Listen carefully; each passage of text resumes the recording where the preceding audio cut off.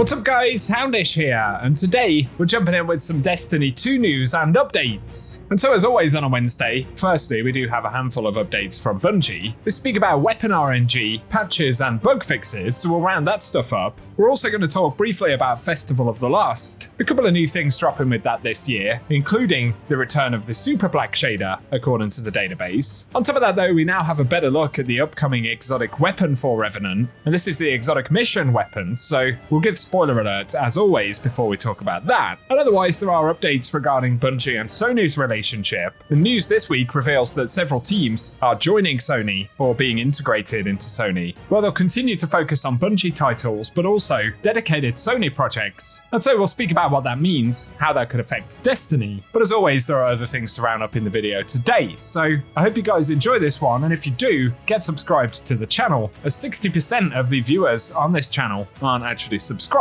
So if you feel like doing that, it really helps us out. Otherwise though, let's get into it. And first up, some updates from Bungie here. And players began to speculate that some of the weapons from the new dungeon have their drops weighted against specific perks rolling. And the Destiny 2 team have simply said, we had a conversation with the Sandbox folks this morning about this. There is no perk weighting active for any legendary weapon perks in Destiny 2. We've added perk attunement for class items in a recent update, but that's an entirely different system. And so Bungie are essentially saying there is no mechanic that weights certain perks as being more likely to drop than others. Of course, some players may beg to differ, but that's the official Bungie response, and give us your thoughts below. Other updates from Bungie today, and they say we've discovered a missed patch note for update 810, that's the one we had this week, and this regards ignition damage versus bosses. After an initial ignition, bosses now gain progressively higher damage resistance to ignitions that occur over a short amount of time. But we've identified an issue where these subsequent ignitions are doing far less damage than intended, and we are planning to tune this damage resistance appropriately, and for it to only apply to the Vespers Host dungeon boss Renix Unified. And they finish by saying we're planning to address these issues in update 815, planned for mid-November. Please stay tuned for more details. So obviously a change that Bungie had planned there, but it isn't quite working as intended, which of course is a big surprise. And otherwise, Bungie say, after thorough investigation, we've identified the issue preventing players from earning the Salvation's Edge raid memento. While we do not have a projected fixed date at this time, we're working towards solutions, and stay tuned for updates. So that's another small one that needs an update soon. Lastly though,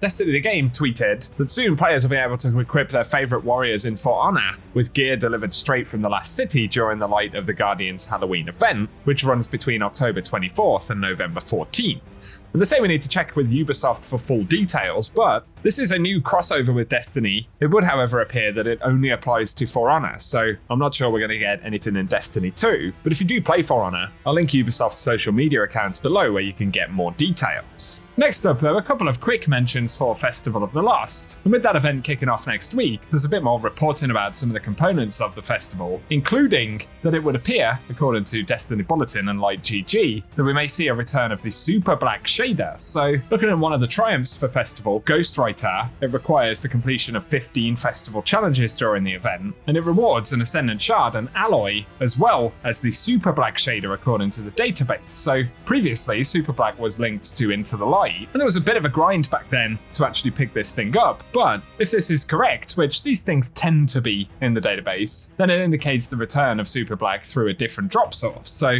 let us know what you think about that. On top of that though, as we've discussed, it looks like players will be able to pick up exotic class items from Evil Levante during this year's event. The assumption is that we'll have to have earned them from the dual Destiny mission, but of course, Bungie may see this as a new way to introduce an initial drop source. But I would imagine we're going to find out exactly how that will work in the next few days, as Bungie will probably speak about Festival in the Twit this week, so I'll keep you posted if we get additional details.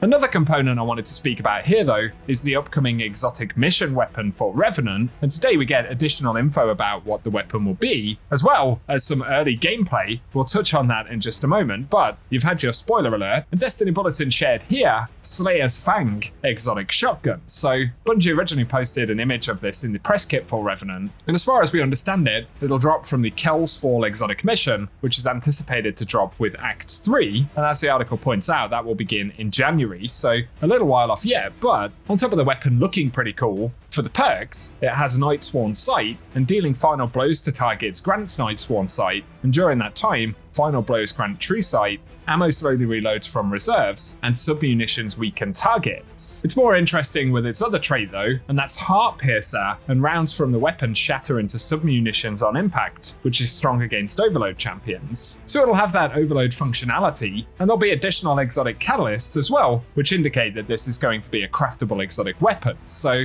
we'll probably unlock these catalysts week over week as we normally see with exotic missions, and it could potentially get Repulsor Brace, Stats for All, Cascade Point, or Loose Change. And so a bunch of those are actually pretty juicy. Repulsor Brace gives us overshields on void debuff targets, so that'll be active pretty much all the time. Stats for All will be able to be procced from the sub-munitions on the weapon, but also Cascade Point could be interesting to increase this thing's rate of fire. And then there's Loose Change, where applying an elemental debuff to a target increases the weapon's reload, aim assist, and movement while aiming down sights for a short duration. For me personally, it's going to be between Repulsor Brace and Loose Change as potentially the best bonuses here, but we'll see how they perform when we get to try it out. Separately though, to D2 Leaks on Reddit, Divinity Pen actually shared a video clip showing off some early gameplay of this weapon. Obviously, this isn't something that players are supposed to be able to do, but we can see right there True Sight, as well as the ammo reloading from reserves, and that sort of sub-munition for the weapon, which is almost a sort of ricochet rounds type effect. And so it definitely looks pretty cool. I'm sure there'll be a bunch of dope builds that players will set up with this. So it's nice to get an early look, and let us know any impressions you have of that down below. Plus, if we get any extra details about when we'll get access to it, things like that, I'll be sure to keep you posted. Onto a final bit of news here though, and the game post shared that it would appear that Bungie's integration into Sony is continuing to take place. So this is titled Bungie Creative Studios team moves to PlayStation to support live service games while continuing to work on Destiny and Marathon. And this is an official transition to PlayStation Studios while continuing to support Destiny and Marathon. And the context to this, of course, going back a few months, we had a second round of layoffs, and Bungie had indicated that this sort of further integration into PlayStation was going to be a thing. But apparently the former Bungie creative team will now play a key role in establishing a new creative division at PlayStation, focused on accelerating the development of upcoming live service games. And Bridget O'Neill, who previously worked for Bungie's creative studios, said that today was the team's last day at Bungie, not our last day working on Destiny and Marathon, but Creative Studios is joining PlayStation Studios to build the foundation for a creative team that can support all PlayStation live service games, and as part of this move, I'm taking on a new role as Senior Director of Creative at PlayStation Studios. The article says despite this shift, Bungie's projects remain a priority, and the team is actively contributing to Destiny and Marathon. And they quoted that this opportunity to share our experience working on Bungie titles with other studios that are building live service games is exciting,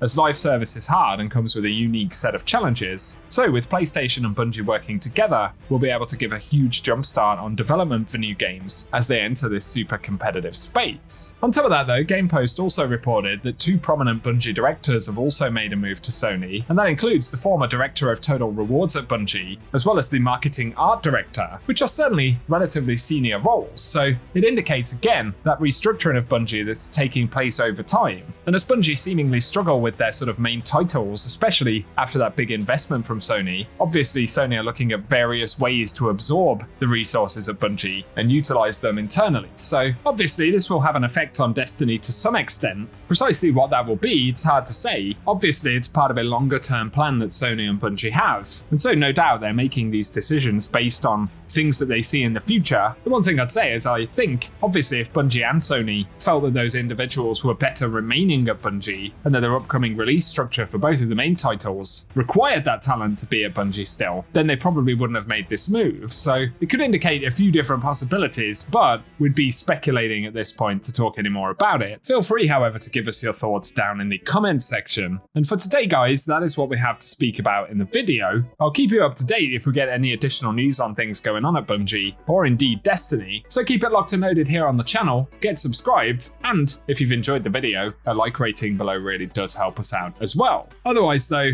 cheers for watching, and I hope you guys have an awesome day.